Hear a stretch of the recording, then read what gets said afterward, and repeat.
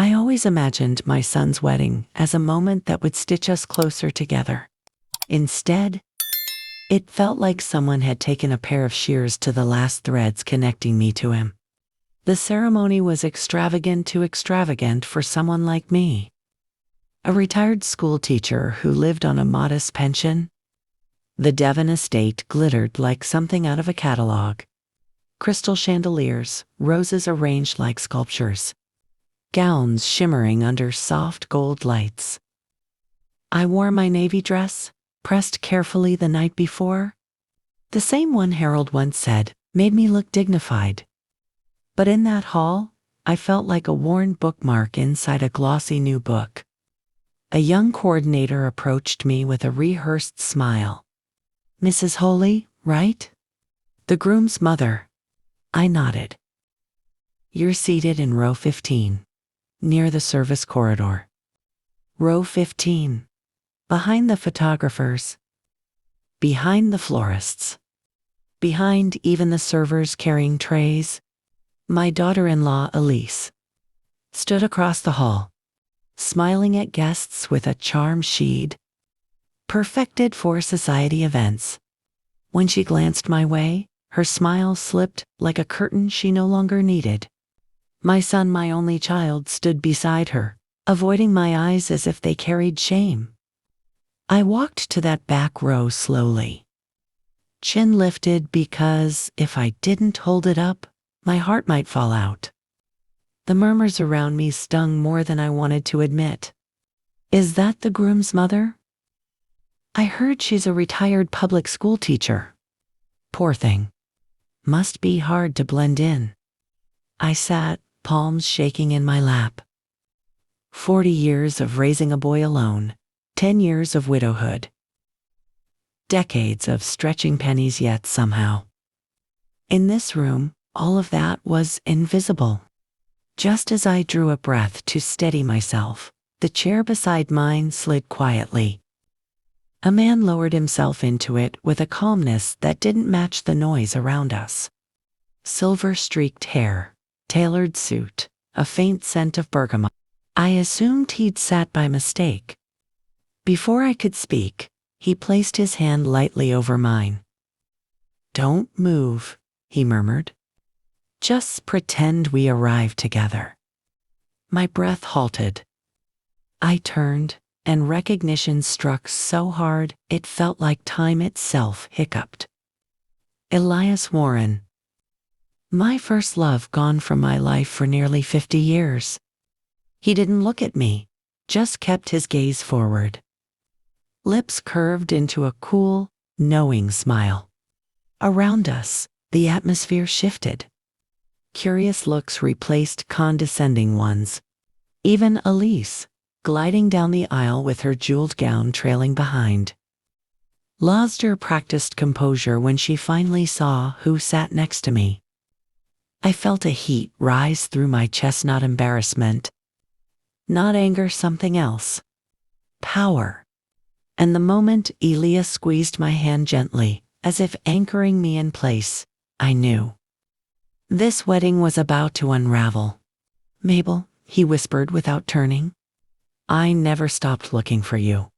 And today, fate finally stopped running." What he said next would tear open the past and shift the entire room's balance. We slipped out of the reception the moment the vows ended. No one stopped Uzmaby because no one knew what to make of the sight. The forgotten mother escorted by a man who carried quiet authority, like a second skin. Elias led me through the garden behind the estate, where lanterns glowed under trimmed hedges. We walked side by side, not touching, yet bound by an invisible thread I hadn't felt since I was 17. "I thought you vanished," I finally said, voice trembling in ways I hated.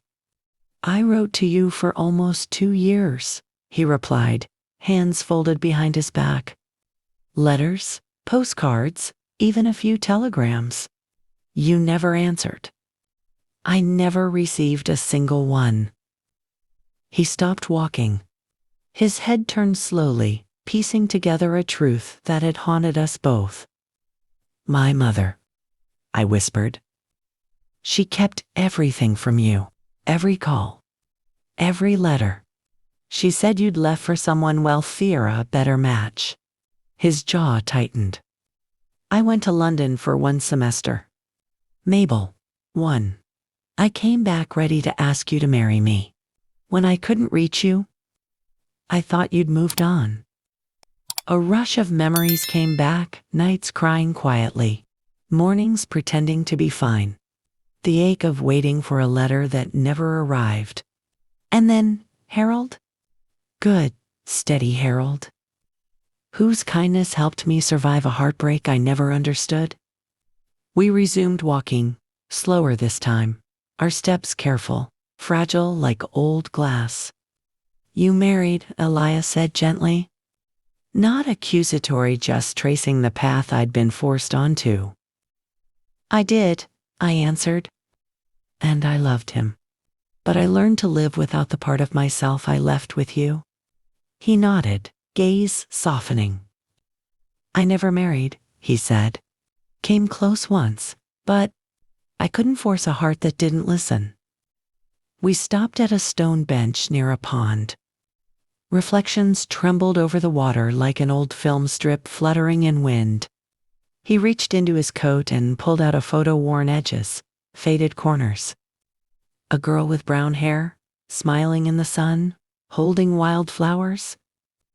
I carried this for 50 years, he said quietly. My hand went to my mouth. You kept that. It reminded me of the one person who saw me before the world did. The world? I realized then what he'd become. Elias Warren wasn't just some man in a suit. He was a financial titan. A name whispered in business circles with a mix of awe and caution. No wonder the wedding crowd straightened when he appeared. I traced the photo with shaking fingers. Why now? Why today? He inhaled deeply, eyes fixed on mine. Because the universe doesn't lose what's meant to return. And today of all days was the last place? I expected to find you humiliated and alone. A gust of wind rippled through the lavender around us. And then we heard footsteps, frantic. Elise and my son. They had found us. My daughter-in-law's voice came sharp as a cut. Who exactly are you, and why is my mother-in-law with you? Elias didn't flinch. His answer would shake the ground beneath them. Elise reached us first, breath uneven, shoes sinking into the grass with each furious step. My son trailed behind her, face pale, eyes darting between me and Elias like he'd stumbled into a scene he had no script for. Who are you? Elise demanded. And why are you with my husband's mother? Elias rose with unhurried grace, brushing imaginary dust from his sleeve. I'm someone, he said calmly, who mattered long before you arrived. The air tightened like a pulled thread. Elise blinked, caught off guard by the composure of a man she couldn't read. My son spoke next, voice cracking. Mom, we didn't mean for you to sit back there. There were a lot of arrangements, things got mixed up. No, Elias cut in, polite but precise. It wasn't a mix-up. It was a message. Elisa's jaw clenched. This wedding had a theme. Aesthetic balance. Certain seats needed too. I lifted a hand. Please. Don't insult me with logistics. My son looked at the ground. Elise straightened her posture like someone preparing for a negotiation. Whatever misunderstanding you think happened, we can discuss it privately. You don't need to involve strangers. Elias gave a soft laugh that carried more weight than any shout. Stranger? Hardly. He slid his hands into his pockets. Eyes on Elise. 3 weeks ago, My firm acquired the building where your family's company keeps its headquarters. Elise froze. The words landed like a heavy stone. My son's eyes widened. The main office building? Elias nodded. Every floor. A silence thick as wet cement settled between us. I had no intention of discussing business today. He continued, voice level. But since dignity has already been tossed aside, perhaps clarity is overdue. Elise's facade cracked. Fear flickered in her eyes, the kind that's when someone sees their hierarchy shifting under their feet. You, she whispered. Why would someone like you sit beside her? Elias turned to me then, and the expression he wore was something sacred, equal parts loyalty and quiet ache. Because she is worth more than every chandelier in that ballroom, he said softly. And you treated her like clutter. My breath caught. The truth hung in the air, undeniable. Elise looked from me to Elias and then to my son, searching for footing she no longer had. Is this some kind of threat? No, Elias replied. Threats are loud. Consequences are silent. And yours are already in motion. My son swallowed hard. I could see the realization in his eyes. His silence had cost more than he ever imagined. Elise stepped closer, voice trembling now. What do you want from us? Before I could speak, Elias leaned in just slightly, his voice a low, steady note. Respect, he said. Start with that, and maybe you'll salvage what's left. Wind moved through the garden, carrying petals across the grass like scattered truth. And then a server rushed toward us from the hall. Mrs. Holy, he called. You're needed inside. The Devons want a word. Elise stiffened. My son froze. The night was far from over. As we walked back inside, Elias murmured, This time, you won't stand alone. His next move would change the balance of the entire hall. The ballroom quieted the moment we stepped inside. Conversations thinned into murmurs, eyes tracking us as though the air itself had shifted direction. Elise walked ahead stiffly, my son beside her like a man marching toward a verdict. I followed Elias slightly behind me, steady.com, unshaken. At the far end of the hall, the Devon family waited. Elise's father, Leonard Devon, looked as polished as the silverware on the tables, but his eyes flashed with the panic of someone used to pulling strings that suddenly snapped. Mrs. Holly, he said with a smile stretched too thin, we'd like to clear up what happened earlier. I folded my hands. Then speak plainly. Leonard's jaw ticked. The seating was unfortunate.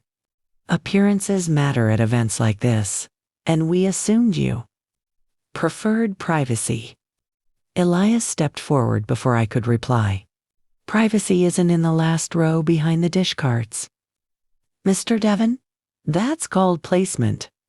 A few guests gasped. Someone's camera clicked.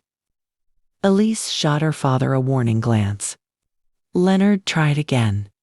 There's no need to escalate anything. Your partner here is... He's not the problem, I interrupted.